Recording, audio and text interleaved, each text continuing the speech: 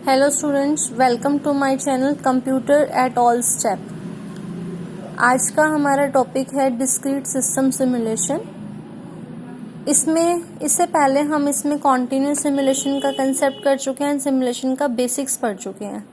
आज का हमारा थर्ड टॉपिक है डिस्क्रीट सिस्टम सिमुलेशन।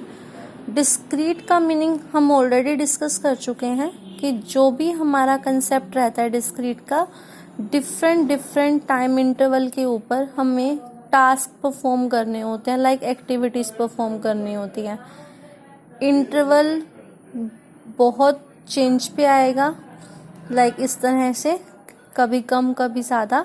मुझे इस तरह से ऑपरेशन परफॉर्म कर रहे हैं, टास्क परफॉर्म हो रहे हैं continuously, but time interval different है। सपोज मैंने ये लिखा 4 3 2 1, इसके अकॉर्डिंग तो हमारा सिमुलेशन जो है वो डिफरेंट टाइम इंटरवल पर परफॉर्म होगा। पढ़ते हैं इसे। A discrete event simulation models the operation of a system as a sequence of events in time.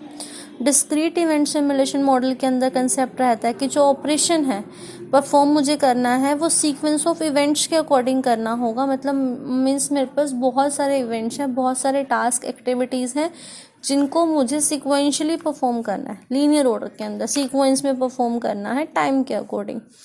Each event occurs at a particular instant in time and marks a change of state in the system.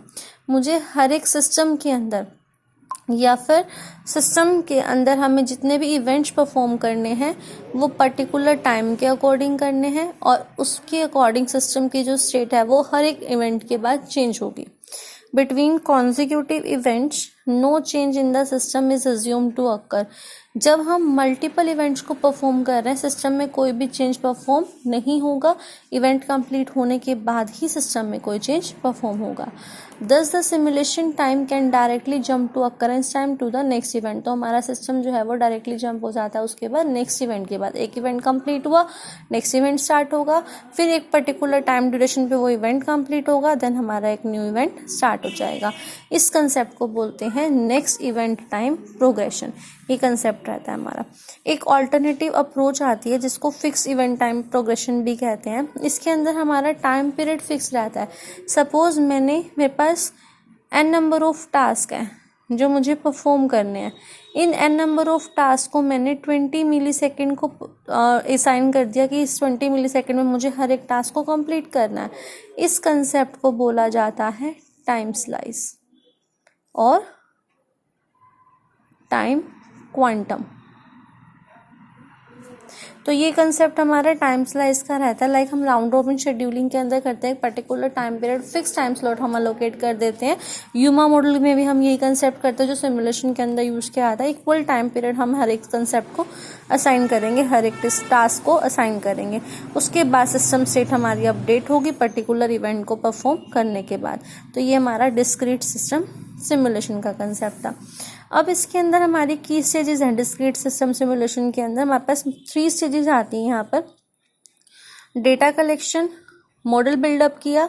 Incremental buildup का मतलब होता है कि हमारे पास multiple requirements हैं जिनको मुझे implement करना है। रिक्वायरमेंट्स हमारी इंक्रीमेंट भी हो सकती हैं, इंक्रीज हो सकती है। मीन्स कि कभी भी रिक्वायरमेंट के अंदर कोई भी चेंज आ सकता है, मुझे उसके अंदर इम्प्लीमेंट करना पड़ेगा ताकि सिस्टम की जो परफॉर्मेंस है वो बेस्ट रहे, इफेक्टिव रहे। उसके बाद हमने इनिशियल टेस्ट परफॉर्म किया। इन केस इनिशियल टेस्ट हमारा अप्रूव हो जाता है, वेरीफाई हो जाता है, तो हम एक्सपेरिमेंट परफॉर्म करेंगे। अदरवाइज यहीं से इसके अंदर रिफाइनमेंट्स होंगी। लाइक इससे मैंने यहाँ मॉडिफिकेशन और रिफाइनमेंट्स लिखा हुआ है कि अगर सिस्टम में टेस्ट जो है वो फेल हो जाता है तो उस केस में हमारा सिस्टम कम्प्लीटली दोबारा से प्रोटोटाइप को बिल्डअप करेगा। यहाँ पर मुझे एक मॉडल बिल्डअप करना होगा, एक स्ट्रक्चर बिल्डअप करना होगा, उसको वेरीफाई करेंगे। टेस्ट में अप्रूवमेंट है, एक्सपेरिमेंट होगा। अगर अप्रूव डिसअप्रूव हो जाता है तो मुझे उसको मॉडिफाई करना पड़ेगा।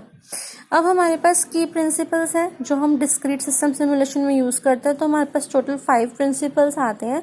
फर्स्ट है एंटिटीज। तो कोई भी रियल लाइफ एलिमेंट हमारी एंटिटी हो सकती है। लाइक कोई कार है, कोई टीवी हो गया, कोई फ्रिज हो गया जिसके ऊपर मुझे एक्शन परफॉर्म करना है, एक्टिविटी परफॉर्म करनी है। कोई भी मशीन हो सकता है, कोई भी व्हीकल हो सकता है, तो वो एंटिटीज हो जाएंगी। रिलेशनशिप, एंटिटीज के बीच में जो लिंक्स हो गए या कनेक्शंस हैं तो वो हमारा रिलेशनशिप होगा। सिमुलेशन एग्जीक्यूटिव रिस्पॉन्सिबल होता है कि हमें टाइम के अकॉर्डिंग एक्शंस को परफॉर्म करना है, एग्जीक्यूट करना है, इम्प्लीमेंट करना है। तो वो टोटल काम जो होता है वो किसका रहेगा? सिमुलेशन एग्जीक्यूटिव का। रैंडम नंबर जनरेटर ये हेल्प करता है सिमुलेशन मॉडल को कि उसके अंदर जितने भी अकरेंसेज हो रहे हैं, जितने भी डिफरेंट टास्क हम परफॉर्म कर रहे हैं, उसके अंदर मैं कितने नंबर ऑफ वेरिएबल्स, कितने नंबर ऑफ पैरामीटर्स का कंसेप्ट यूज कर रही हूँ। वेरिएबल्स एंड पैरामीटर्स, तो ये कंसेप्ट हमारा कौन फाइंड आउट करेगा? Random number generator. And fifth step हमारा आता है रिजल्ट, जो एक रिपोर्ट प्रोवाइड करता है परफॉर्मेंस मेजर का। परफॉर्मेंस मेजर मीन्स जितनी भी मैट्रिक्स हैं उसको हम लेकर चलेंगे। Provide report about performance measure, इसके अंदर हम लेकर चल सकते हैं रिलायबिलिटी,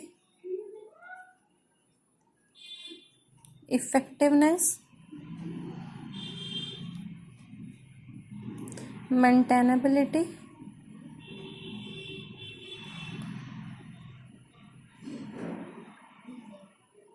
एटसेट्रा। तो ये हमारे मल्टीपल फीचर्स हैं, मल्टीपल फैक्टर्स हैं जिसके बिहाफ पे हम सिस्टम के रिजल्ट को या परफॉर्मेंस को मेजर करते हैं। नेक्स्ट कंसेप्ट आता है हमारा अप्रोच। कौन कौन सी अप्रोच हम यूज करते हैं? तो 3 हमारे पास अप्रोच हो सकते हैं, 3 कॉन्सेप्ट हैं मेन। वो है events, activities and process. Events का मीनिंग क्या होगा? This approach describes an instant change, instantaneous change, मतलब सिस्टम में क्या चेंज होगा, स्टार्ट कब होगा सिस्टम, स्टॉप कब होगा, हमें क्या टास्क परफॉर्म करना, तो वो हमारा इवेंट है। तो 2 टाइप के इवेंट्स आ जाते हैं, first one is stop event and second one is start event. Activities, duration of time, particular duration of time को रिप्रेजेंट करता है। It is carried by an entity जो भी टास्क परफॉर्म कर रही है तो उसे हम एक्टिविटी बोलते हैं। लाइक मशीन को लोड करना है, अनलोड करना है, ये हमारी एक्टिविटीज हो जाएंगी। प्रोसेस का कंसेप्ट क्या रहता है? It is a group of activities to describe life cycle of an entity. एक एंटिटी का एक पूरा लाइफ साइकिल डिस्क्राइब करना, वो प्रोसेस का कंसेप्ट होता है। लाइक हम एक एग्जाम्पल से समझते हैं। मुझे किसी भी स्टॉक को एक सेंडर से रिसीवर या एक सोर्स से एक डेस्टिनेशन तक मुझे पहुंचाना है, तो मेरा सोर्स पे काम क्या होगा? मशीन को लोड करवाना। स्टार्ट किया लोड करना, लोड फिनिश होगा, तो मेरे 2 इवेंट हमने पहले डिस्कस किए, एक स्टार्ट इवेंट होगा, एक स्टॉप इवेंट होगा। तो ये एक मेरी एक्टिविटी परफॉर्म हुई जिसमें मैं मशीन पे सामान को लोड कर रही हूँ। उसके बाद रन करके हम डेस्टिनेशन पे पहुँचे, वहाँ फिर मुझे अनलोड करना है। दैट मीन्स अनलोडिंग को हमें स्टार्ट करना है एंड अनलोडिंग को हमें स्टॉप करना है। तो ये हमारे इवेंट्स हो गए। ये लोड मशीन, रन करना, अनलोड करना, तो ये भी एक एक्टिविटी हो गई एंड ये भी एक एक्टिविटी हो गई। तो 3 एक्टिविटीज़ का जो कलेक्शन है वो क्या होगा? प्रोसेस रहेगा। तो ये हमारा डिस्क्रीट सिस्टम सिमुलेशन का कंसेप्ट था। इवेंट स्टार्ट एंड स्टॉप हो सकता है। एक्टिविटी कोई भी एक सिंगल टास्क मुझे परफॉर्म करना, चाहे मशीन को लोड करना है, चाहे अनलोड करना है, चाहे रन करना है।